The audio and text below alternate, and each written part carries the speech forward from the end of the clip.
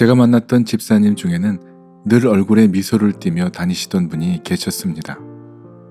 한 번은 제가 그분에게 어떻게 하면 그렇게 늘 만나는 사람에게 미소로 대할 수 있습니까? 라고 묻자 누구나 할 수 있는 일입니다. 다만 안 하는 것 뿐이죠. 라고 말하는 그분의 대답이 참으로 인상적이었습니다. 너무나 맞는 말입니다. 돈이 들어가는 것도 시간이 많이 필요한 것도 아닌 미소 한 번 지어주고 말 한 번 친절하게 해주면 되는 일이지만 그러나 누구나 그렇게 하고 살아가지는 않기 때문입니다.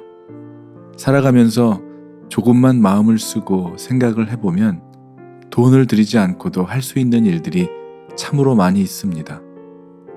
나의 작은 배려 하나가 다른 사람에게 위로가 되고 기쁨이 되고 힘이 되게 할 수 있는 일들이 참으로 많이 있다는 것을 깨닫게 됩니다.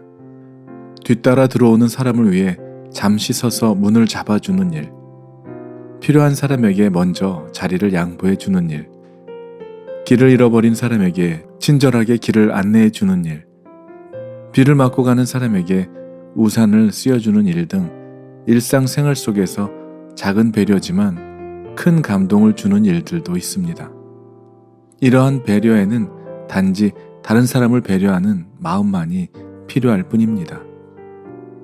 점점 세상은 각박해져 가고 다른 사람을 돌아보기는커녕 자기만을 위한 시간을 보내기에도 바쁘고 분주하게 살아갑니다. 세상이 급변하면서 다양한 질병들도 많이 생기지만 그 중에 다른 사람의 감정과 아픔에 대해 전혀 공감하지 못하고 죄책감도 모르고 충동적이고 자기중심적인 사람을 사이코패스라고 합니다.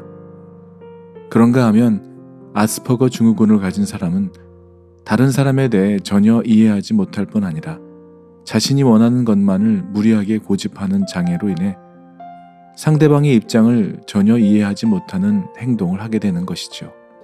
이런 사람에게서 배려를 기대할 수는 없을 것입니다. 사람은 서로의 입장과 처지를 바꿔 생각할 줄도 알아야 합니다. 잠시라도 주위를 돌아보는 여유가 생긴다면, 그래서 여러분들이 베푼 작고 사소한 배려지만 그 받는 입장에서는 큰 기쁨과 행복을 느낄 수도 있기 때문입니다.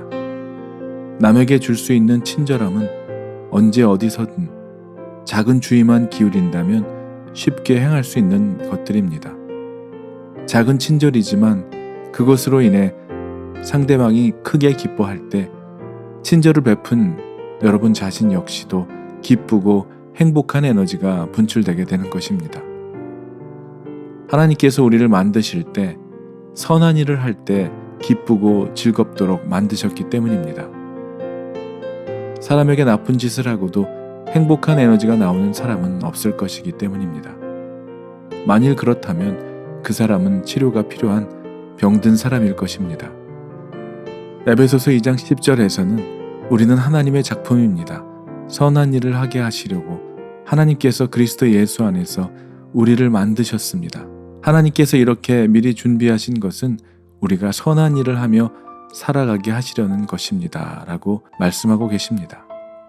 한 환경미화원이 현금 300만 원과 함께 손편지가 들어있는 돈 봉투를 발견해서 주인을 찾아주었다는 미담 사례가 있었습니다.